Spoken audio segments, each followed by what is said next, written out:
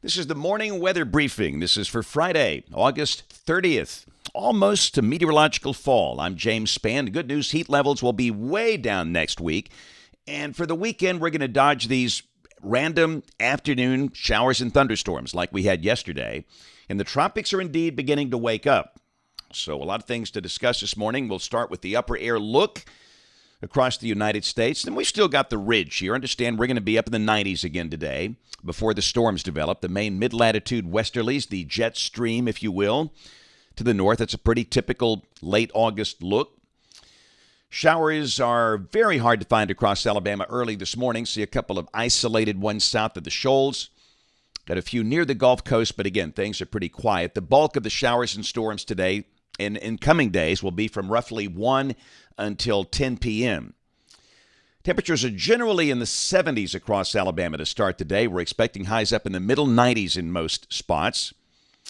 We note a flash flood watch for coastal Mississippi and southeast Louisiana. Otherwise, things are pretty quiet across the country as the day begins. We've got a marginal risk of severe storms to the north and to the east of here. But understand, where the storms form, they could be pretty strong. We had some wind damage yesterday in spots, these wet microbursts, and those things are just almost impossible to warn for because of the short length, short duration, and the small coverage, but just be aware of that. Tomorrow, got a risk of severe storms from near Memphis up to New York in advance of a surface front. And on day 3, Sunday, got a marginal risk over parts of the Carolinas all the way up to Maine. So rain for the next 7 days, valid through Friday morning of next week. This is suggesting 2 inches for Mobile, 1/2 to 1 inch for much of the rest of the state. But of course, this can be tricky with drawing these maps this time of the year because of the uneven distribution of rain. For example, yesterday we had some spots that had 2 inches of rain. Many spots had nothing. But this is just an average expectation for the next 7 days. So let's talk weather in the tropics. The Hurricane Center identifying a couple of tropical waves, one coming off the coast of Africa, one in the middle of the Atlantic, halfway between Africa and the Lesser Antilles. The new wave coming off the African coast at this point with only a 20% chance of that developing, just something to watch. Needless to say, it's way out there. The greater interest is in the lead wave, and the Hurricane Center giving this a 50-50 chance of developing. And that should be in the Caribbean by early next week or the middle of next week. Of course, what happens from there? So this is the probabilistic outlook from the European ensemble. This is the mean of the ensemble members. And again, this is kind of the better way to look at it. And you can see at this point, and by the way, this is the probability of tropical storm formation. And the European is still in the 20 to 30% range with development here. And it brings it into the Caribbean up toward Cuba in about a week or so. We'll look at the individual members of the ensemble, and they're just all over the board. You got some members driving into Central America or Mexico. Some bring it into the Gulf. Some turn it north into the Florida Peninsula, and some turn it north before reaching the United States. And again, you're going to see all this wild speculation on social media and the TikTok dancers and all this, and nobody knows. I don't know. Your app doesn't know. Your TikTok dancer guide doesn't know. It depends on how the upper air pattern evolves in a week or so. And that is uncertain at this point. So, again, it's just something to watch now. If you got a beach trip, there's no need to be overly worried or anxious about it. This is the middle of hurricane season. The climatological peak of the hurricane season is coming up, on September 10th. So having this stuff out there, that's to be expected. But we just don't know if this thing makes it into the Gulf. It might not. So let's go to modeling. Model fans. Here's the GFS. This is the 06C run, valid today at 4. And the ridge a little weaker. Heat levels should be down a little bit. We're expecting mid-90s in most spots today. And like yesterday, we'll see random scattered showers and storms from roughly 1 until 10 p.m. Now, this is the high-res HER, valid this evening at 6. And even these good convection-allowing high-resolution models, they just don't do air mass convection that well. There's probably going to be more out there than what you see, kind of like yesterday. And the same thing tomorrow. We've got a surface front north of the state. Partly sunny, low to mid-90s, and again, scattered showers and storms by afternoon. That's the high-res HER, valid tomorrow evening at 6 o'clock. And, of course, we've got football back. Auburn playing in the evening, Alabama playing in the evening with home games. And there could be a thunderstorm around. For example, UAB last night, their game was delayed 1 hour by a storm, a whopper of a storm. And where they form, nobody knows again at this point. So we'll be watching radar trends carefully. And again, the lightning rule for SEC teams, it's 8 miles. If there's lightning within 8 miles, everybody's got to get in safely. And we'll be watching very carefully. So there might be a delay, might not. Depends on where these things form. Sunday, pretty much the same thing. Coverage of the showers and storms might be a little higher on Sunday, low 90s. The chance of any one spot getting wet rising up to 50 to 60%, I'd say, on Sunday.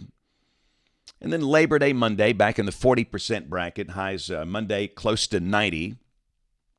And then Tuesday, the heights keep coming down. The heat levels continue to drop. The northern half of the state will be in the 80s with a few scattered storms. By Wednesday, for the northern part of the state, highs drop in the low 80s. Wow. That'll be a nice break. And again, a few scattered storms. Thursday looks relatively dry. And again, the NBM suggesting the Tennessee Valley could be in the 70s on Thursday of next week. And a week from today, this is Friday, September the 6th, we have a trough showing up over the eastern states. And a couple of things with that. Number one, if there is a tropical system around Cuba that might turn it north before getting into the Gulf, we'll see. And the GFS really not showing any tropical development here. It's got a surface front to the north and a pretty good round of showers and thunderstorms possible at the end of next week if this works out. Let's go out 10 days. This is Sunday, September 8th. Ridge over the west, trough over the east coast, and we would be in a pretty dry, pleasant air mass if this works out. Rain for Birmingham, coming off the European ensemble. That green line, the mean, it's running between 2 and 3 inches between now and the 14th of September, but some of the ensemble members are showing much more rain, but you're looking for the mean, which tells a better story. And look at the downward trend here. National Blend of Models, 95 today. This is for Birmingham. Your number could vary. We got low 90s Sunday and Monday. Then by Wednesday and Thursday of next week, highs around 80. And we stay below 90 all the way through the Monday the 9th. And the latest long-range guidance, this is for September 6th through September 12th. Hey, I like the looks of that. Blue is good this time of the year. Temperatures below average for much of the state if this works out. Yeah, football and lightning is never a good mix. This is down at Clanton, Chilton County High School. Jemison and Chilton County, and, of course, they were obviously working to get everybody off the field at that point, but that was a storm that came in from the southeast, moving northwest. And this was Protective Stadium in downtown Birmingham. And that's the reason the UAB game started 1 hour late. And again, we had some damage, and a lot of it was in Alexander City. And what happens when you see stuff like this, people immediately think it's a tornado, and it was not. There was no way a tornado could occur with those conditions yesterday. But it seems that this storm is in the process of collapsing, coming up 280. It was moving northwest from Dadeville. And when a big old 60, 70,000-foot storm collapses, you'll see a big rush of air, a microburst, if you will, and you can have wind damage like this. And again, a lot of trees were down. This is some of the damage at the baseball field at CAC, Central Alabama Community College. And it's almost impossible to warn for these things. Again, they don't last long. The duration is over a very small area.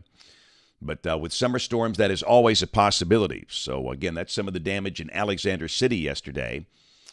And then, of course, last night with the storms, rather isolated, we had this display, little fire in the sky. And, of course, a lot of people report that as what? Heat lightning. And we all know, if you watch these videos, there's no such thing. Every time you see lightning in the state, that is from a thunderstorm. Some of the storms are 60, 70,000 feet tall. You can see the lightning from 100 miles away. So far away, you can't even remotely hear the thunder. And the old southern adage is that sometimes on these warm summer nights, lightning just comes out of clear air, and that's just not true. You've always got a thunderstorm involved. All right, so today going to be headed down to Autauga County. Love it. Pine Level Elementary School. What a great school. I love visiting my friends at Pine Level. We do not have a book signing tomorrow.